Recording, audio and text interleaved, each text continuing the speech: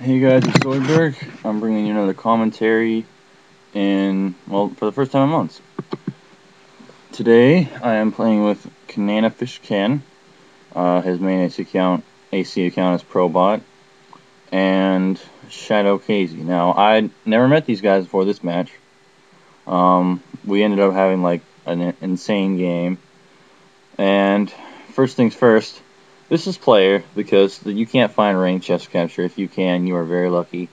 And also, the other team, they were just sort of having fun. They didn't really know what they were doing. But they didn't rage quit, so I have a lot of respect for them for that reason. Because I swear to God, at least 10 people have left. Excuse me. 10 people have left the games I've been in today, and they haven't been nearly as bad as this one. As in, like, they weren't getting beat nearly as bad as these guys were. So, I applaud you guys for that. Alright, so, new class. Actually, it's not a new class. It's my old disguise throwing knives class. Basically, the thought behind this class is stop the running, stop them from running to the chest, and beefing up your kills with disguise. That's what it's mainly about. Now, I'll go ahead and get this out of the way, and it's this thought of camping at the chest will get you more points because they'll run towards you. Here's the problem with that.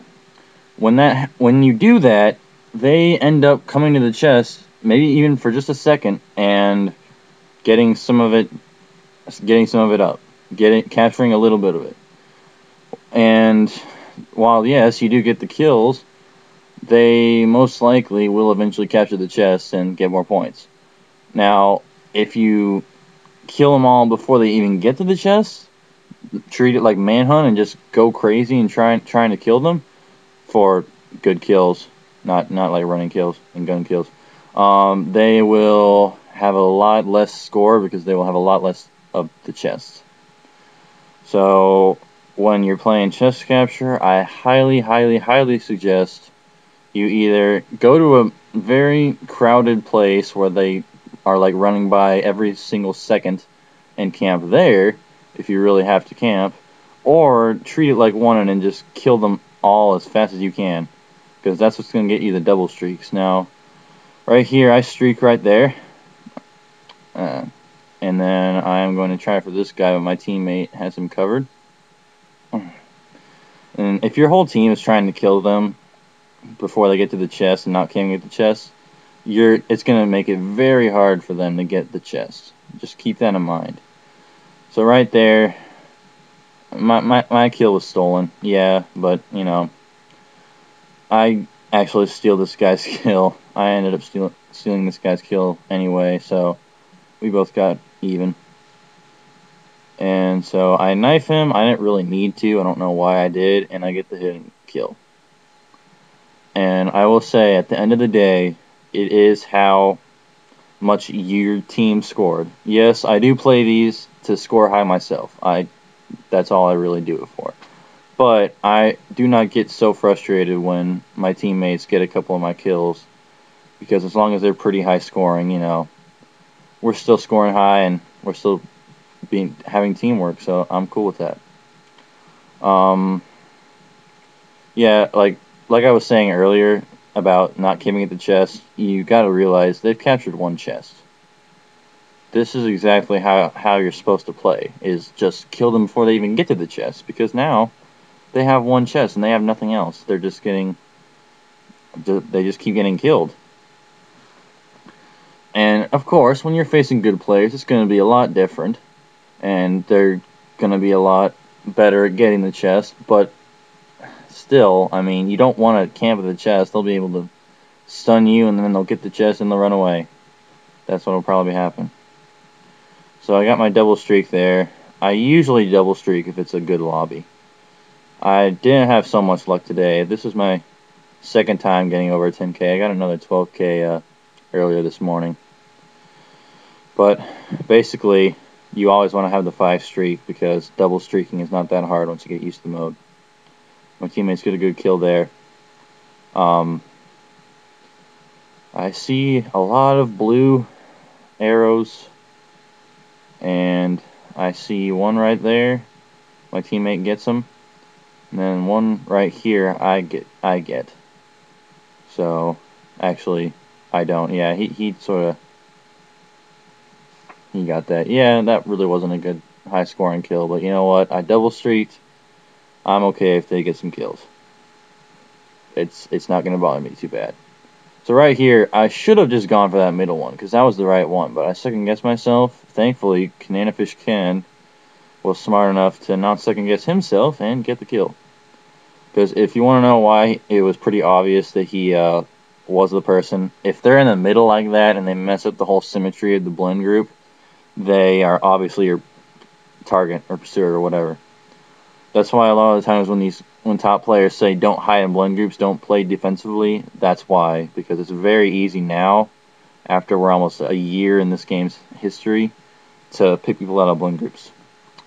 So I got 73k or 7.3k on the first round, and my teammate Cananafish Ken got about 5k.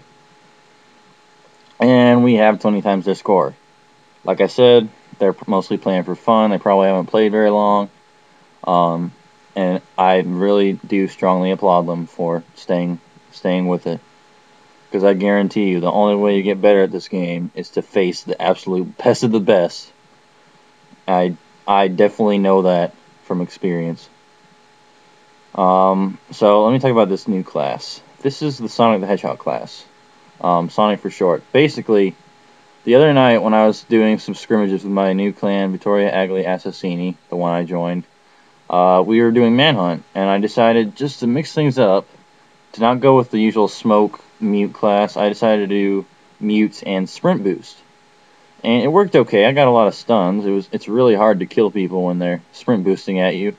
But for chest capture, I tried it, and it's absolutely a phenomenal class. Now, for one thing, it's an automatic stun, even if they're good players, because if you sprint boost at them and mute them, they usually will not have a clue what you're doing, and basically will get stunned. Otherwise, you can mute for a stun there and get another stun, and then when things get really bad, which in chest capture happens a lot, you can sprint boost out of there and get to the next chest. Or when your teammates just captured a chest that, say, a lot of your pursuers were at, basically you can go to the final chest before your pursuers and already build some of the meter up before they even get there. Alright, so right here, I could have gone to where my teammates were and gotten three people at one chest. Let me explain why I didn't do that. A lot of people in this mode think that when you're capturing the chests, you want 4 people on each chest. Now, this could work, but what's a lot easier is to have a couple people go to one chest, a couple people go to the other, and just get the chest as fast as possible. You really don't want to just try and get them all as a team, one by one, because the other team is going to be able to lock them down easier. If you're just running and getting the chest really quickly, they reset, you get a bunch of points, and like right there, your teammates might get their chest and might be able to come help you with yours. So just remember that you want to get all the chests as fast as possible, not necessarily the highest score possible, like 1200 with all 4 people there. So I usually go for the chests farthest away from me when they reset, just because usually your teammates aren't near you, and so the pursuers are going for your teammates while they're not going for you, and also they just really aren't usually by the ones that are farthest away, so it's usually a free capture. Now, keep in mind, I don't think I've ever faced a competent team in chest capture when it wasn't in scrimmages. And when you face a competent team, it becomes a whole different ballgame. But for the most part, I mean, you just you want to go for the one that's farthest, just because it usually fakes them out, and they don't expect that. So right behind this pole, I see someone moving in their blend group. By the way, a little ACB general tip. If that ever happens, if you see someone shifting in their blend group and they are the persona of your target, just kill them. NBCs, do they derp out? Sure. Is it sometimes a lure? Sure. But almost 80% of the time, it is your target, and you get a free kill. That is one of the biggest mistakes, to shift around in your lane group. Because that's, to a good player, that's just calling their name for the kill. And I'm going to go ahead and stop short here. Basically,